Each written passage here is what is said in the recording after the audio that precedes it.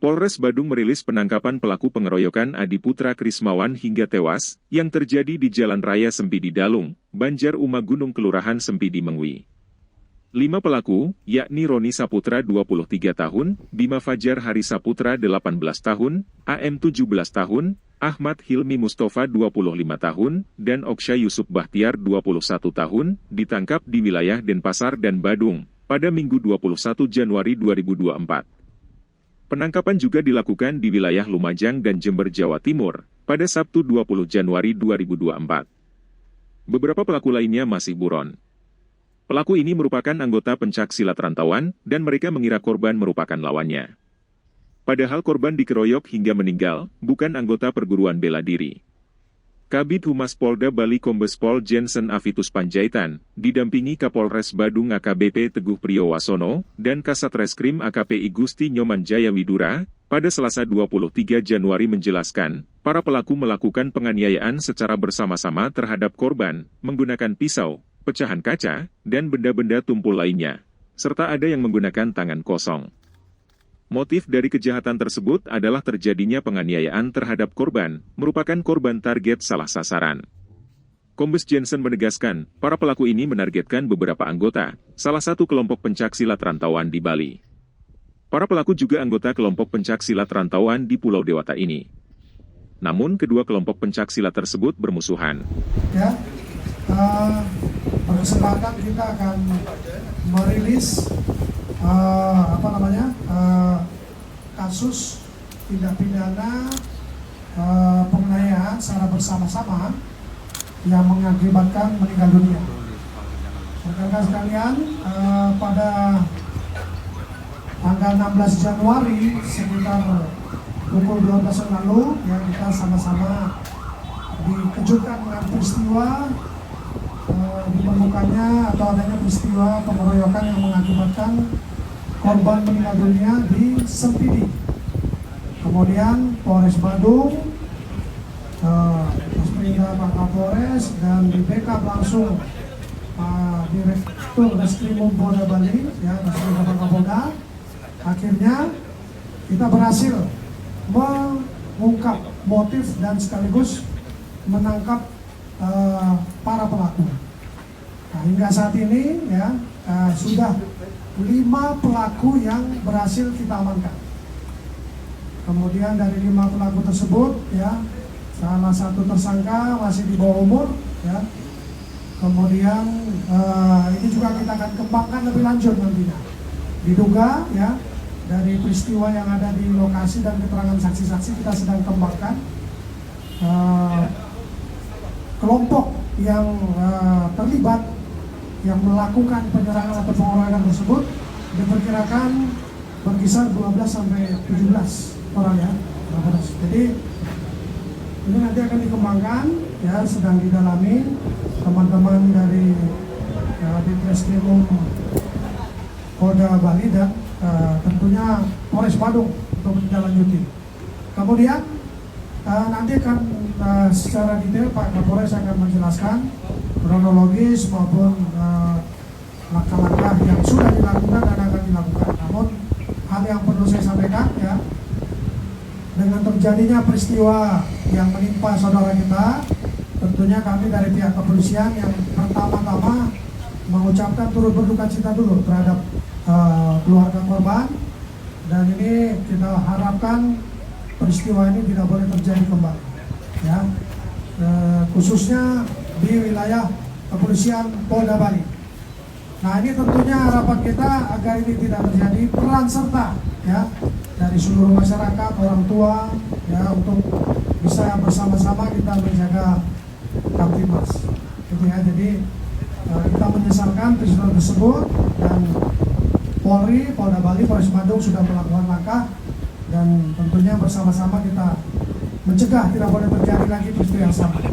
Kemudian adapun pasal yang ditersangkakan, ya, terhadap 5 pelaku yang sudah diamankan dan saat ini masih dilakukan proses, yaitu pasal 170 ayat 2 ketiga KUHP, ya, tentang tindak pidana di muka umum secara bersama-sama melakukan kekerasan yang menyebabkan meninggal dunia, ya, dengan ancaman hukuman 12 tahun penjara. Jadi itu ya, proses kita sedang berjalan, dan seperti yang saya sampaikan tadi, kita sedang mengembangkan lebih lanjut siapa-siapa pelaku ya untuk dimintai pertanggungjawaban secara hukum. Dan peristiwa ini tidak boleh, seperti saya ulangi lagi ya, tidak boleh terjadi lagi, menjadi hal pembelajaran buat semuanya, termasuk kita tetap akan melakukan langkah-langkah pencegahan ya bersama-sama dengan masyarakat. Demikian mungkin dari saya untuk rilis. Nanti untuk lebih lanjutnya Pak Kapolres akan menjelaskan tentang langkah dan upaya kita selanjutnya. Silakan Pak Kapolres. Om Swastiastu. Assalamualaikum warahmatullahi wabarakatuh. Selamat siang, salam sejahtera untuk kita semua. Yang terhormat Bapak Kabid Humas Polda Bali, yang hormati Pak Kasat Reskrim dan rekan-rekan jajaran Satreskrim Polres Bandung dan rekan-rekan media sekalian yang berbahagia. Pada kesempatan ini tadi secara umum sudah dijelaskan oleh Bapak Kabid Humas. Jadi secara khusus kami perlu sampaikan pada rekan-rekan semua bahwa terkait dengan kejadian ini kami dari Polres Bandung didukung dari personil Ditreskrim Polda Bali selama kurang lebih 5 hari kita melakukan penyelidikan identifikasi terhadap para pelaku yang sudah beredar wajah-wajahnya di media sosial maupun di video-video di HP berkat dengan kerja keras, kemudian koordinasi dengan Ditreskrim kemudian juga didukung dari Polda Jatim, Polres jajaran di Polda Jatim. Kita melakukan identifikasi dan diketahui ada beberapa pelaku, kemudian kita kembangkan ya. Jadi untuk penangkapan kita laksanakan pada hari Sabtu tanggal 20 Januari 2024. Ini kita lakukan penangkapan terhadap 2 orang, 2 tersangka. Yang pertama di Kabupaten Lumajang, yang kedua di Kabupaten Jember. Ya. Jadi kami kerjasama dengan Ditreskrim Polda Bali dan juga didukung dari Polres Lumajang dan Polres Jember. Kemudian dari 2 tersangka tersebut kita kembangkan terhadap pelaku yang lain, dan Astungkara alhamdulillah kita bisa menangkap kembali di wilayah Bali, yaitu terhadap 3 orang pada hari Minggu tanggal 21 Januari 2024. Adapun inisial dari para pelaku yang pertama adalah RS, ini umur 23. Ini untuk peran dia melakukan penusukan di dada sebelah kanan korban menggunakan pisau, ditangkap oleh Satreskrim di daerah Pemecutan di Pasar. Ya. Kemudian untuk barang bukti pisau kami masih melakukan pencarian karena menurut keterangan yang bersangkutan ini dibuang di sungai, dan saat ini kita masih berupaya juga, dan tentunya nanti kalau memang belum dapat kita membuat berita acara pencarian barang bukti. Kemudian yang kedua tersangka inisial BFH umur 18 tahun. Ini perannya adalah melakukan pemukulan dengan menggunakan tangan dan menendang korban. Ditangkap Satreskrim di wilayah Tegal Kerta dan Pasar. Kemudian yang ketiga inisial AM, ini masih di bawah umur yaitu 17 tahun, melakukan pemukulan dan menendang korban. Selanjutnya ditangkap di Jalan Raya Abian Base, Kecamatan Mengungi. Untuk tersangka yang keempat ini adalah inisial OYB, umur 21 tahun. Perannya adalah tersangka terlihat jelas di media sosial menginjak-injak korban. Ya. Kemudian juga yang kelima adalah inisial AH, umur 25 tahun, perannya adalah melakukan pemukulan dengan tangan kosong. Ini kita amankan di Lumajang yang dilakukan oleh Direktorat Kriminal Umum. Kemudian pasal tadi sudah dijelaskan oleh Pak Kabid Humas. Untuk motif daripada para pelaku ini sebenarnya mereka salah sasaran. Ya, kelompok mereka ada ketersinggungan dengan kelompok yang lain.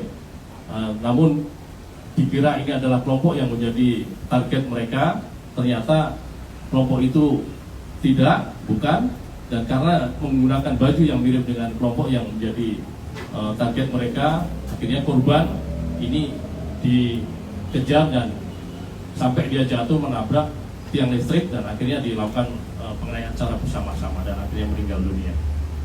Untuk hasil visum atau otopsi, ini korban mengalami memar dan luka lecet di sekujur tubuh.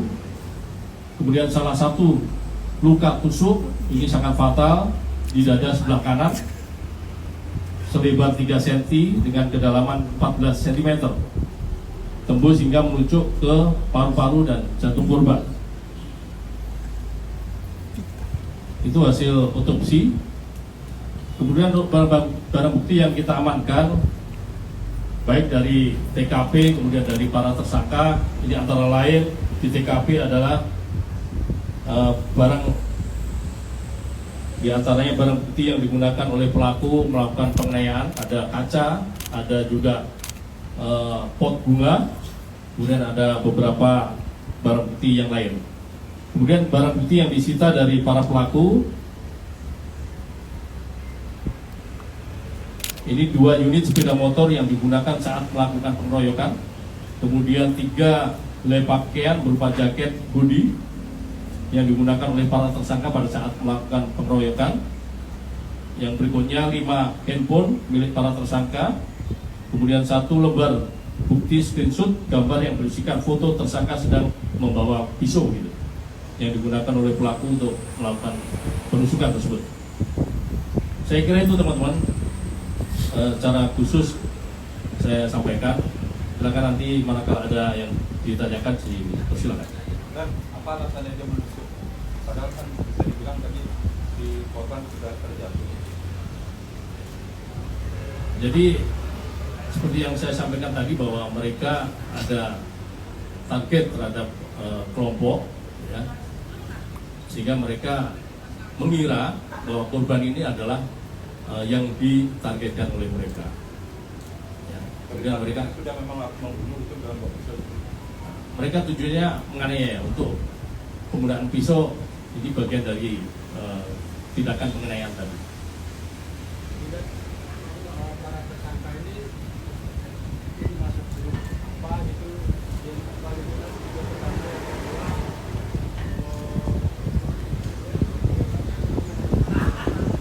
strategi utamanya yang mana gitu? Jadi mereka adalah kelompok pemuda, ya, untuk kelompok apa ini masih kami dalami, ya. Untuk pelaku utama yang mengakibatkan kematian ini adalah tusukan. Ini tentu si atas nama inisial RS. Mana RS? RS.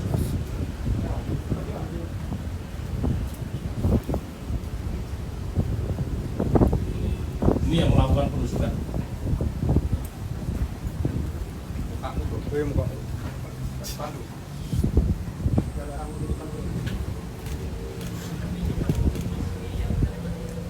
Jadi itu teman-teman. Kemudian tidak lanjut terkait dengan upaya proses penyidikan selanjutnya, tentu kami segera melengkapi berkas perkara untuk segera dikoordinasikan dan dikirim di kejaksaan. Untuk upaya pelacakan dan identifikasi termasuk juga pengejaran terhadap pelaku yang lain tentu kita terus laksanakan, ya, sampai benar-benar semua pelaku yang ada di TKP yang melakukan penganiayaan kepada korban ini benar-benar tertangkap semua, ya. Jadi kami sampaikan, kami sangat berkomitmen, sangat beratensi, ya, terhadap kasus ini untuk kita ungkap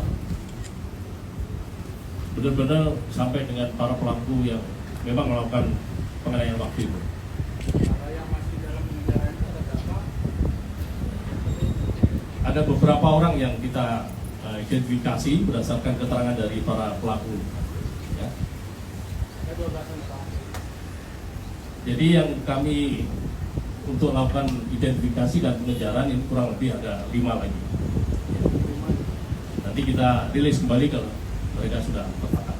Dan terkait kelompok yang mereka nol ini, apa akan ada tindakan lanjut dari kepolisian? Saya ingat kan kelompok-kelompok seperti ini bisa lama-lama bisa juga Membahayakan.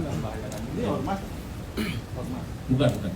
Jadi kami terkait dengan kejadian itu setelah melaksanakan kegiatan-kegiatan baik itu preemptif, ya, kita memberikan bimbingan teknis, bimbingan, kemudian sosialisasi kepada masyarakat, ya, bahwa kita harus peduli terhadap semua pendatang, kemudian juga tentunya dengan kelompok-kelompok yang berpotensi melakukan tindakan kriminalitas, dan kemudian juga kita kegiatan preventif, kita lakukan kegiatan-kegiatan operasi kriminalisme, kemudian justisi di beberapa wilayah yang berpotensi berkumpulnya kelompok-kelompok tersebut. Ya, kemudian juga tentu yang terakhir kita upaya penegakan hukum yang tegas dan terhukum sesuai dengan ketentuan yang berlaku tentu. Dan apakah di antara mereka itu ada persaingan antar komunitas atau itu? Terkait dengan itu kami masih dalami, ya, persaingan seperti apa, ya, atau target kenapa mereka menargetkan kelompok tertentu tadi. Dan yang mana yang di bawah umur itu? Dan itu masih pelajar atau seperti apa? Umur 17? Ya, kamu 17 tahun. Kerjaan lu apa? Sebagai Cuci motor. Sudah putus sekolah. Sudah putus sekolah. SMP terakhir. Cukup? Baik rekan-rekan, saya tambahkan sedikit ya. Jadi terkait dengan tadi pertanyaan teman kita, kelompoknya. Jadi di sini kelompoknya tidak ada yang salah dengan kelompoknya, tapi oknum ya, oknumnya yang menyalahgunakan kegiatan mungkin positif dari kelompok tersebut disalahgunakan. Nah tentunya pada kesempatan yang baik ini saya izin menambahkan kami dari pihak kepolisian dalam hal ini Polda Bali, Polres Bandung ya, dan jajaran tetap mengimbau dari seluruh warga masyarakat. Saat ini mungkin teman-teman kita ketahui banyak peristiwa yang melibatkan anak-anak remaja kita. Tadi ditanya juga oleh teman-teman ya. Jadi kami mengimbau ya pada adik-adik remaja, kalian adalah generasi penerus ya bangsa dan negara. Jadi mari ya sadari itu, kemudian hindari mengkonsumsi miras, kemudian kegiatan-kegiatan lainnya yang bisa merugikan diri sendiri maupun orang lain. Jadi silakan kalau mau masuk ke organisasi itu positif, tetapi jangan sampai tadi ya terbawa euforia sehingga melakukan pelanggaran hukum. Ingat, negara kita negara hukum ya, ada aturan-aturan hukum yang harus dipatuhi oleh seluruh warga negara. Kemudian tentunya dalam hal ini pengawasan orang tua ya. Jadi kami minta dari seluruh orang tua betul-betul mengawasi anak-anaknya, jangan sampai luput dari pengawasan. Demikian juga peran guru di sekolah. Jadi guru sekolah juga ya, selain dia tenaga pendidik juga bisa membimbing anak-anak muda kita, generasi penerus ini. Nah yang terakhir, kepedulian terhadap lingkungan, ini yang penting ya, untuk selalu memberikan edukasi pada anak-anak muda kita ya, tokoh-tokoh agama, tokoh-tokoh masyarakat dan lainnya. Apalagi di Bali banyak hal-hal yang positif ya, kegiatan kesenian dan lain sebagainya. Nah ini diharapkan dengan adanya peristiwa ini menjadi pembelajaran buat kita.